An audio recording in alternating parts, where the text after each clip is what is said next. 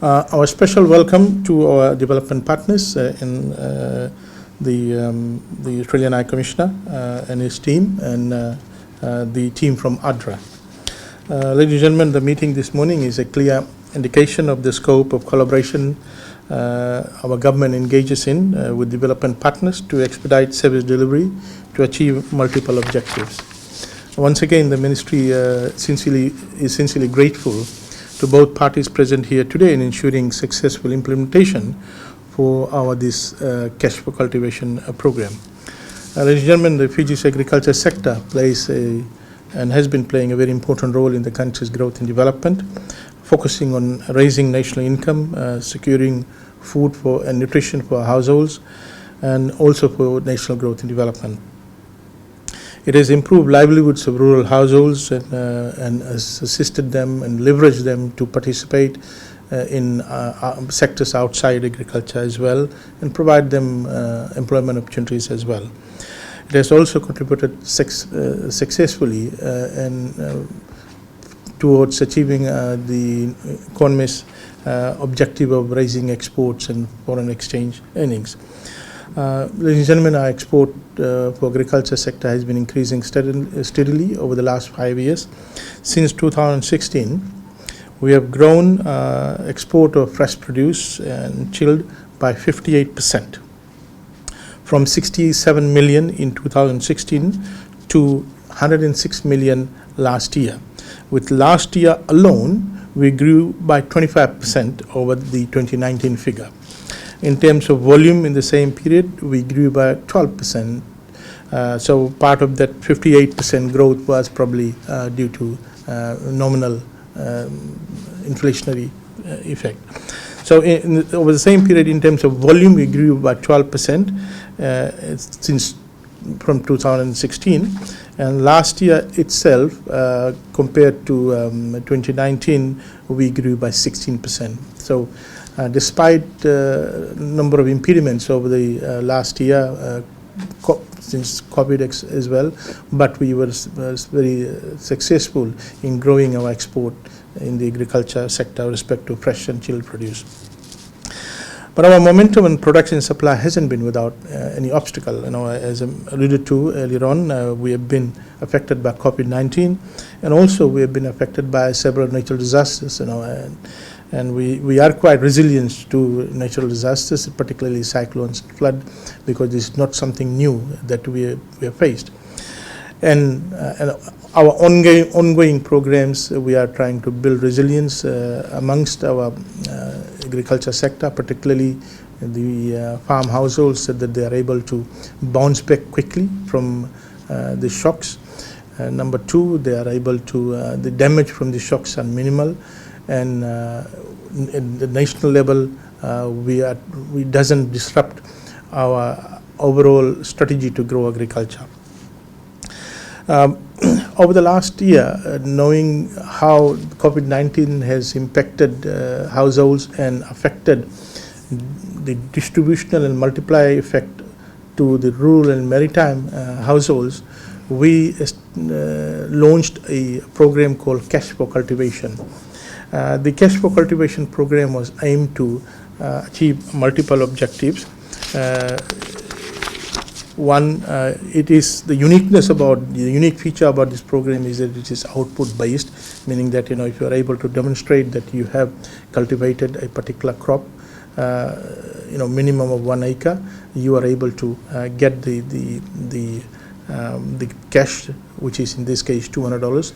So it is a unique program that it is, rather than an input based or incentivizing a particular input utilization in the land or agriculture sector, it is output based. You produce, show this amount of output, then you will be able to get this particular amount of cash.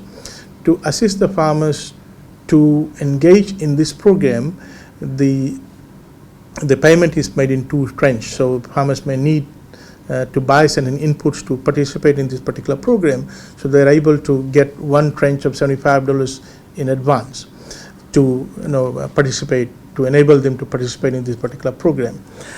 So with this particular program, we are able to deliver on to multiple objectives. One, we are able to secure the household respect to food and nutritional security, so they are able to plant the crop, which they can use it for their own household consumption.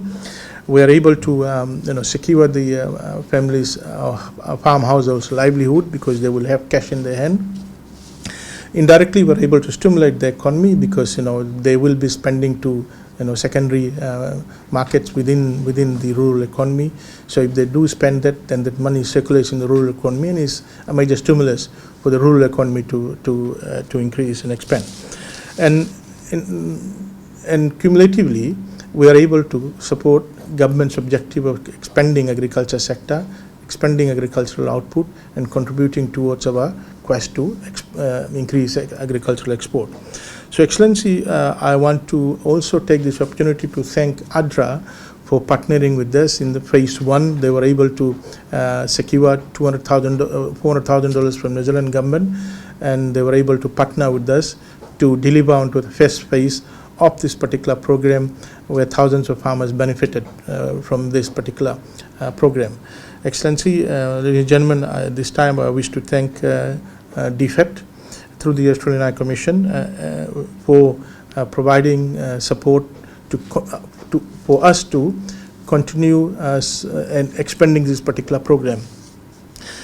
From the last census, the latest agriculture census, which we are about to make public, there's about 84,000 farm households in Fiji, and we will not be able to reach all 84,000 farm households, and not all 84,000 farm households need support, but we will be able to reach a small but significant number of farm households who requires this particular support and who are in these areas where the urban growth and development are not reaching out to them, particularly at this particular point in time when the urban growth is a bit subdued. So, Excellency, this support that you will be announcing today is very, very, very timely.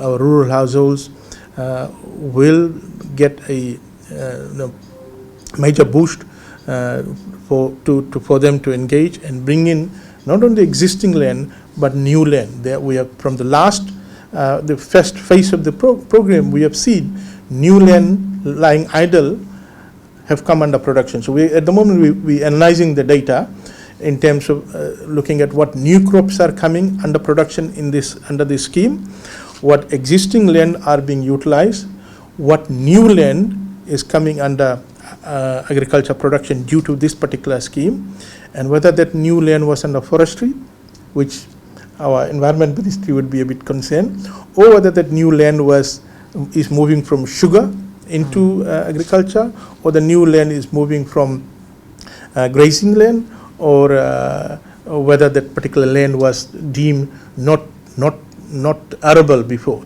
So it'll be interesting. It'll be interesting to look at the data when we do some analysis following the program.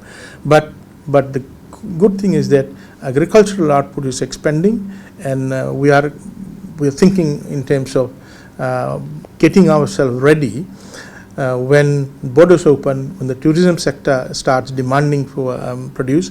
We want to be ready. We don't want to divert the produce that is going out, because we don't want to stifle foreign exchange that is coming in. So with these words, Your Excellency, I want to thank DFAT once again, and thank the team in your office who have made this possible. And I look forward to more engagement and strengthening the existing relationship that we have with your government, DFAT, with our Ministry of Agriculture. Thank you, Naka. Thank you, Minister.